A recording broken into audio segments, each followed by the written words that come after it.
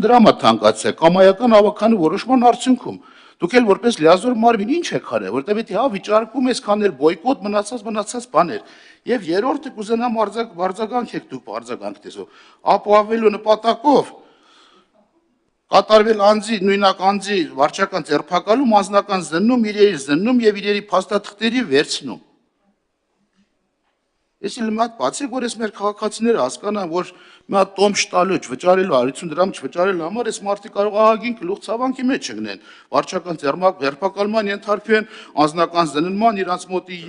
իրերը զննումներ ու փաստաթղթեր վերցնեն, մի հատ այս ընթացակարգ ուզում արդյոք սա շատ խիստ պատիժ չէ։ Մարդիկ ասում ինչ կարգ հանցագործությունն անում, մեկ պատիժ է տրվում։ Если դուք մի հատ տոմս չվճարել համար բերել եք օրենք, որ մարդուն վարչական ձերբակալության տանեք։ Ուլը կորցիկակազմել հայտնի չէ, ինչ միջոցներով եք տանում, այսինքն պետք է մարդու սպասեցնել տակ 2 ժամուկես, միջև ոստիկանը կայդ մարդու ձերբակալի տանի, ընդամենը 150 դրամ չվճարելու համար երկու կողմից նշված։ Սրանք հարցեր են, որոնք որ ասում են պետք է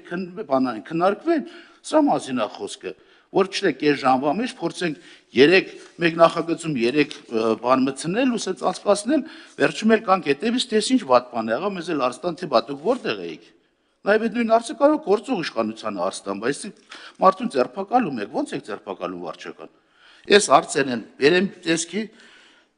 դուք ծառայության վճարը փոխարինելով տեղական турքերով սպառում եք մարդկանց,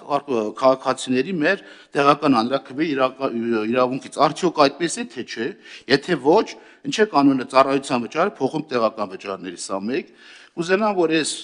վարչական ձերբակալության, իրերի զննման եւ իրերի փաստաթղթերի վերցման մասին խոսեք, սա երկուս, եւ երրորդը նախկինում Երևան քաղաքի օրինակով սակագինը սահմանված է մրցույթային կարգով 100 դրամ, ինչ օրենսդրական ակտերով, ենթօրենսդրական ակտերով, ավականու որոշմամբ, չգիտեմ ինչով է կարգավորվել 100 դրամը դարձի 150 դրամ կամ 50 դրամ տրոլեյբուսը դարձի 150 դրամ։ Այս երեք հարցին կուզենամ, որ դուք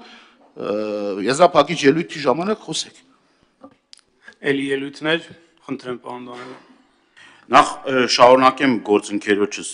միտքը, այն առումով, որ այն ուրեմն պատժամիջոցները, որ սահմանել եք, որ պետք է քաղաքացուն բանեք, այստեղ մնում էր մի հատ ավելացնենք, որ գնդակահարություն։ Այսինքն մարդը մտնում է տրանսպորտ, ինչ որ մի կերպ կամ չի ստացվում վճարելը, չի աշխատում վալիդատորը, խնդիր կա եւ այլ, մարդը չի կարողանում վճարում անի, ես այդպես շատ դեպքեր եմ ականատես եղել, կանչում են ոստիկանություն, քննչական, էսել, մարդուն խայտարակ եք անում։ Հիմա բերել եք մի բան, ստեղ մի օրինագիծ եք բերել, որը ոչ թե խայտարակություն է։ Այսինքն նորից էլի քաղաքացուն սարքում եք տուգանքի մատերիալ եւ խավության նոխազ։ Երկրորդը Այստեղ դուք նաև կետել ունեք, որով որ ասում եք, որ ուրեմն 10 մեքենայի տարիք բանը, ուրեմն այդ տարիքը 10 տարուց ոչ ավել։ Այսինքն կարա լինի օրինակ 15 տարեկան, բայց շատ լավ վիճակի, եւ կարա լինի 7 տարեկան մեքենայի տարիքը շատ վատ վիճակի։ Այստեղ մենք պետք է նայենք այդ ուրեմն այդ տրանսպորտային միջոցի վիճակը Կարա մի քանի տարվա մեջ այդ տրանսպորտային միջոցային վիճակի հասցվի, որ տեսնես լացդ գա ու հակառակը։